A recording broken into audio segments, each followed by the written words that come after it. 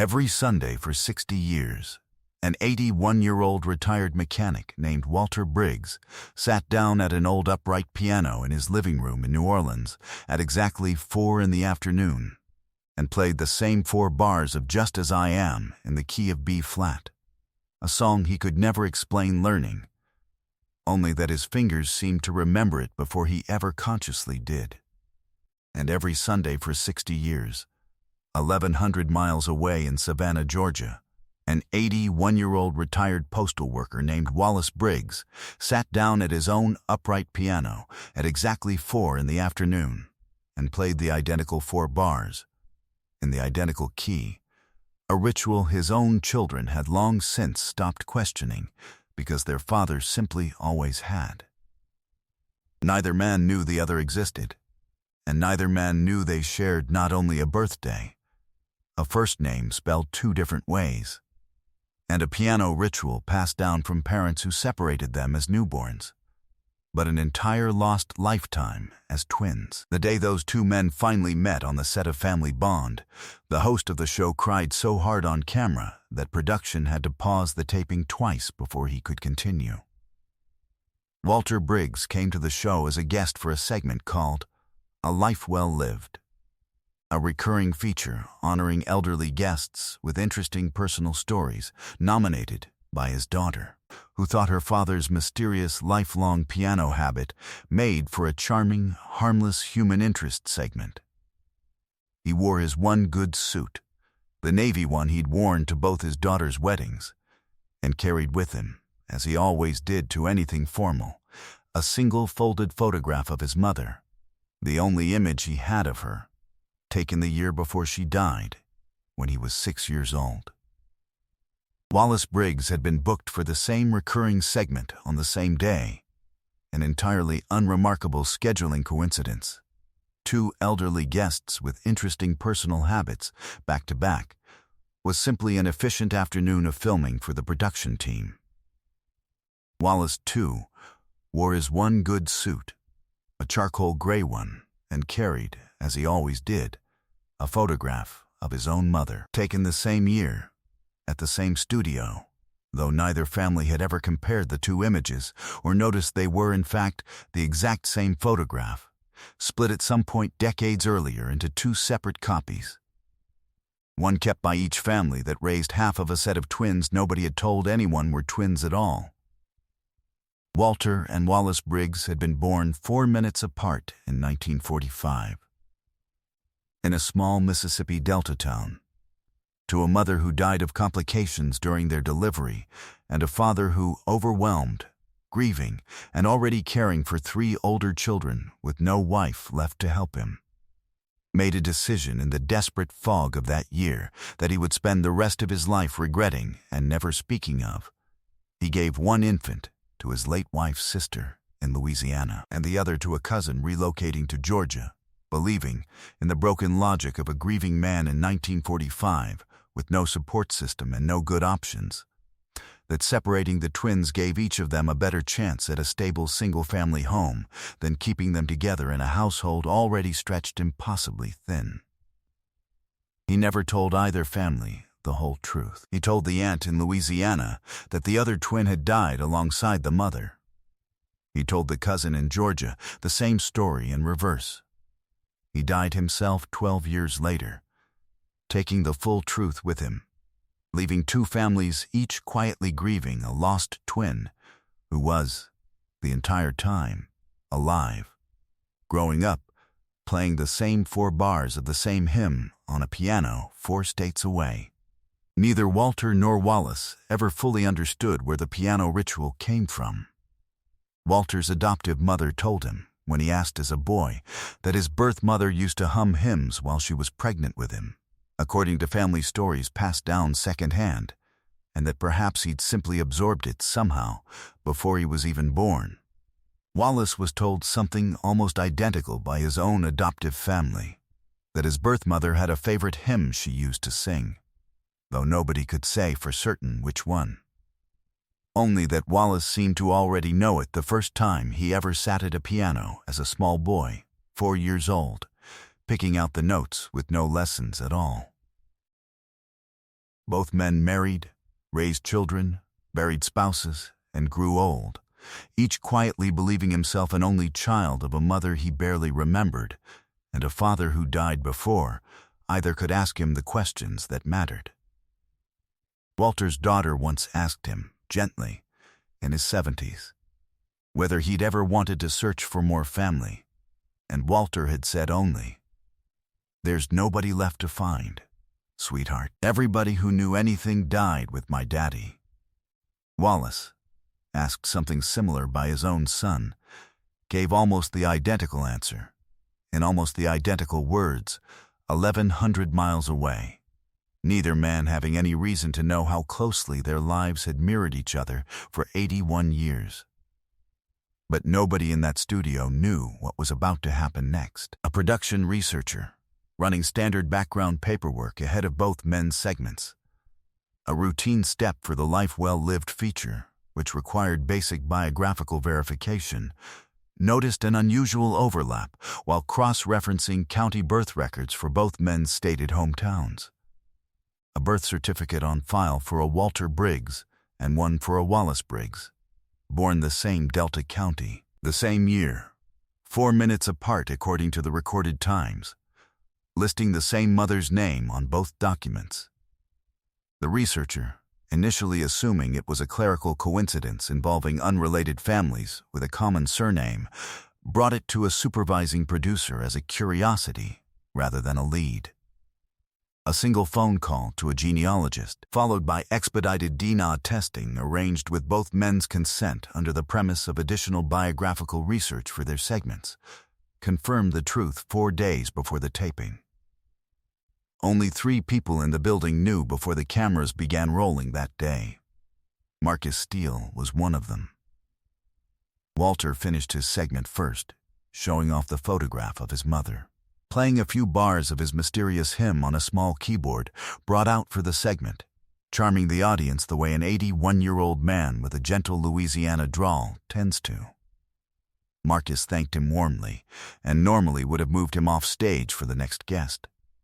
Instead, holding a card a producer had handed him only minutes before, with hands that visibly trembled. Marcus asked Walter to wait. "Mr. Briggs," Marcus said carefully, "would you mind staying out here just a little longer? I think our next guest might have something in common with you." Wallace Briggs walked out from the wings in his charcoal suit, entirely unaware of anything except that he was about to answer the same friendly questions Walter had just finished answering. The 2 men looked at each other from across the stage the way strangers do, politely, without recognition, though several audience members later said they noticed, even before anything was revealed, an odd stillness passed through the room, the kind of feeling people get without knowing why. "Wallace," Marcus said, "would you play those 4 bars for us? The ones you always play on Sundays?" Wallace, a little puzzled by the specificity of the request, sat at the keyboard and played the 4 familiar notes of Just As I Am, in the key of B-flat. Walter Briggs, standing 20 feet away, began playing the same 4 notes in the air with his own fingers before Wallace had even finished. An old man's hands moving on an invisible keyboard, his face going pale. The studio fell completely silent. Not one person moved for nearly 5 full seconds. A stage manager near the wings actually stopped walking, frozen mid-step. Even hardened crew members who had worked hundreds of tapings were looking at the floor, unable to hold their composure. Marcus Steele took off his glasses and pressed a hand to his eyes for a long moment. When he spoke, his voice had already begun to break. "Gentlemen," he said, "I have something to tell you both, and I have never in 11 years of hosting this show had to say what I'm about to say." But Marcus wasn't finished. "You are brothers," he said. "Twins, born 4 minutes apart, in the same Mississippi Delta County, 81 years ago, to the same mother who passed away the day you were born. Your father separated you as infants. He told each family the other twin had died. Neither of you ever knew the truth. Until right now. Walter's hand went to his mouth. He looked at the photograph he still held in his other hand. The photograph of his mother, the only one he'd ever had, and then looked up at Wallace, who was slowly pulling an identical photograph from his own jacket pocket. The exact same image, the exact same woman, in the exact same pose. "That's my mother," Walter said, staring at the photograph in Wallace's hand. "That's my mother too," Wallace said, and his voice cracked completely on the word mother. Marcus Steele turned away from the cameras and pressed his handkerchief to his face, his shoulders visibly shaking, and production had to cut briefly to a wide shot of the stunned audience while he composed himself enough to continue. When he turned back, he didn't try to hide that he'd been crying. "Let me tell you something," he said, his voice still unsteady. "I don't have a twin. I don't know that particular loss firsthand. But I know what it is to grow up, not knowing the whole truth about where you come from. Believing a story that turns out to have left out the most important part. There's a specific kind of grief in that. Grieving something you didn't even know you were allowed to grieve, because nobody told you it existed. Watching the two of you find out, at 81 years old, that you were never really alone. That's not just an emotional moment for television. That's a wound closing that neither of you knew was still open." The audience thought that was the emotional peak. They were wrong. Marcus pulled out his phone in full view of every camera. "I want everyone watching at home to see this," he said, "because I am calling my own foundation's Family History Division right now, on this stage, live, to fund a full genealogical reconstruction for both of these families. Every record, every document. Every branch of a family tree that got split in half 81 years ago by a grieving man doing the best he knew how in an impossible year. Both families deserve the whole story, not just the half they were given." Walter and Wallace crossed the remaining distance between them and embraced for the first time in 81 years. Two old men holding on to each other the way people hold on to something they are afraid might vanish if they let go. Both crying openly, neither embarrassed by it. The competing families scheduled for the game round that day, the Castellanos family, waiting patiently at their podium through the entire unplanned segment, stood and applauded without prompting. The father calling out, "Take the whole show, gentlemen. This is more important than any game," a sentiment the production team honored by dedicating the remainder of the taping entirely to the brothers' reunion. 3 months after that taping, Walter and Wallace Briggs spent their first Christmas together, alternating the holiday between New Orleans and Savannah in the following years. A year after the taping, their combined families, nearly 50 descendants between them, who had grown up believing they had no extended family on that side at all, gathered for a joint family reunion in the small Mississippi Delta town where the brothers had been born. At a modest memorial service for the mother neither man had ever really gotten to know, finally attended, 81 years later, by both of her sons together. Today, Walter and Wallace speak by phone every Sunday at 4 in the afternoon and play their 4 bars together over speakerphone, each on his own piano, finally, on purpose, for the first time in 81 years. Marcus Steele, asked later what he remembered most, said, "It wasn't the Dina test. And it wasn't even the embrace. It was watching two 81-year-old men both instinctively reach for the same photograph of a mother neither of them ever really knew, and realizing that whatever that hymn was, whatever they were both playing every Sunday for 60 years without knowing why, that was her.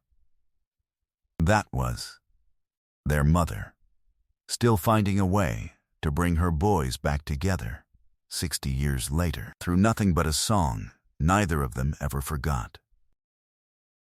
If this incredible story of twin brothers reunited after 81 years touched your heart, subscribe to this channel and hit the like button. Share this with someone who believes it is never someone it is never too late to find your family or your way home. Have you ever discovered a piece of your own family history you never expected? Let us know in the comments below. Because, as Walter and Wallace proved, some bonds survive even 6 decades of silence, waiting only for someone to finally play the missing note.